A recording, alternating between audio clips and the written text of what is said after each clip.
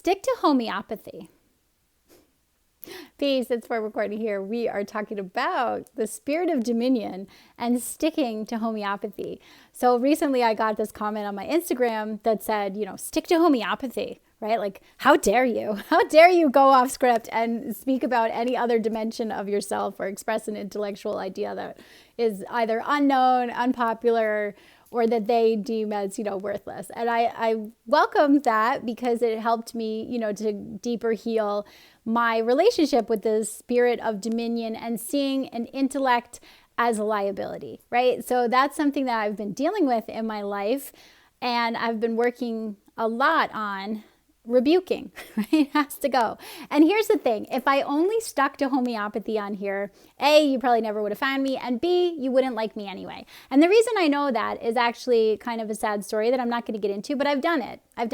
And you don't like me anyway, right? So I have done the shrinking myself down and only allowing certain aspects of myself to be expressed because of that spirit of dominion, whether it's for one reason or the other, that it's this, only that's acceptable. What is acceptable is emotional labor, right? Heaps of that, heaps. Until your breaking point. Emotional labor, bring it on all day, right? Physical, as in terms of tasks relating to the family, the house, and the farm. That's all. Heap that on, and then intellectual, forget about it. That's a liability. No, that does not fit into what we need from you. And if you could just, keep working on the other stuff and be quiet, maybe read a novel, watch some TV, relax, have a drink. How about that? Yeah. How about you have a drink, chill out, right? And so you wouldn't like me anyway, right? So I didn't agree to do all of those things, but I did agree to be quiet. I did. I was and whether it was from just trauma, exhaustion, or, stupid viewpoints and misviewing myself, not really realizing the full implications of doing that, I have done it, and you wouldn't like me anyway. And so that's the end result, right? There's been this big falling away in my life, and those people don't understand why it is that we had this big falling away, and that's the reason is because I can't function like that. I can't function only being allowed to exist in certain areas and the rest of me being seen as a liability. And I wasn't fully aware to the degree of which that was an error until recently. So the other day, Sister Naomi from Change Views 19, give her a follow. I'll tag her in the comments. She asked, what are you hiding from? What are you hiding from? And I answered that mentally, right? She said to do it in a journal, and I answered it mentally, and it really was working on me, and it affected me. And then I wound up having this dream of the Honorable Minister Louis Farrakhan, and it was this very surreal kind of experience where I was called for to come, and then so I arrived at what I guess is his home, and I was brought up to this room where there was a bunch of FOI on guard in the room. There was a row of chairs, and I looked around because I was looking up towards their faces. They were all on the left, and then they pointed to my right, and I was looking up, and then I looked down, and I saw the minister was sitting, how you sit, if you're upset and emotional in your bedroom. I don't know if you've ever been crying next to the side of your bed, but I have. That's actually also where I gave birth to all my children. So it's not only a place of, breaking down, but it is a place of full and complete surrender in my life because it's literally where I had to completely submit to Allah to bring forth life. So it was a very interesting setting. And so he's there, but he's dressed in his suit, and I couldn't put the two together. When you see something that's just so different and you're trying to match and make sense of what you're seeing. And then I realized that he was crying, that he was upset. And so I immediately knelt down next to him and I was trying to listen. I wasn't quite following what he was saying. It took me a minute to really tune in, and I asked him, I said, what happened?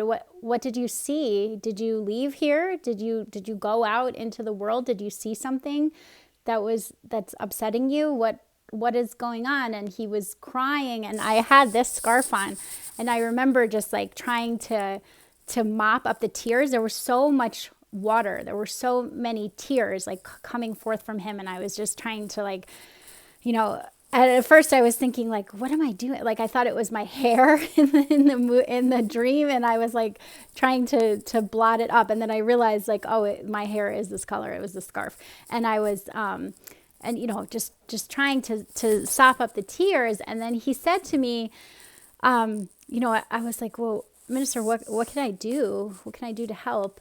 And he just said, it isn't what you can do. You know that. It's what you're not doing. It's what's not being done. And it just really, reached me. Obviously, how could that not have an impact on you? But it changed me. So when this man comes on the stage, like, oh no, that's not acceptable for you to talk about, how dare you read from the Minister's Study Guide? I was thinking, how dare I not? How dare I not? How dare I be quiet for so many years and that I let the spirit of dominion of people who don't understand direct and have influence over me? How, what in the world? What a mistake. What a mistake that I've made. And yes, I've spoken out. People have seen my videos. It's not like I've been completely quiet, but I haven't been organized. I haven't been, I just really haven't been doing what it is on my heart. So it might, be on some people's, purpose to just teach homeopathy. Like there's literally billions of people in the world. Homeopathy is the world's second most widely used form of primary care. So there are literally millions of people who could teach homeopathy. And I am here to best serve those who care about all the things that I talk about, or who are at least open-minded enough to allow me to be who I am and learn from me at the same time. You don't have to be in any sort of conformity to learn from me, but I just thought it was really something that I wanted to share. And so it reminded me of this book, right? So getting back on track, this is not a book for beginners. This is way beyond my head, right? So I found this book. It's actually available on audio from Scribed, which is really rare. I think it's the only homeopathy book that's available. And so that spirit of dominion reminded me of a teaching in this book. So she's a homeopath, like in her maybe early 80s, late 70s, I don't know exactly, but she's Australian. So the narration is different than the, social issues that are in America, and her observations are, from a different state of view. But she has really interesting things to say about the remedies that I've used for other things. So I've used Staphysagaria, which is a remedy that's really good for anger, indignation. It's also really good for sutures and like cuts where there's been a scalpel and really just used. But she talks a lot about like the higher level. So I teach in homeopathy study group, and it's kind of beyond the scope of study group, but I at least show it. So I show this potency scale. And so there's these mega potencies that are really high. And if you think of it like how we can't hear a dog whistle, that's kind of how the mega potencies are. Like in the scale of sound, the mega potencies are really, really high that we might not detect, but they're still present. Whereas like the lower potencies are for more physical issues, and there's a line for emotional, and then there's deep emotional stuff, there's cultural emotional stuff, there's genetic and lineage based, like that is carried from along the DNA, that type of thing. So it just got me thinking about Staphysagaria, because she writes in this chapter so each one has a sentence to help us remember it. So Staphysagaria is, I know how things should be, right? So this spirit of dominion, this man who came on my page was like, I know how things should be. Like maybe he only allows himself to lay floors, like he does custom floor work. That's what's acceptable. I know how things should be. So like you teach homeopathy, that's how things should be.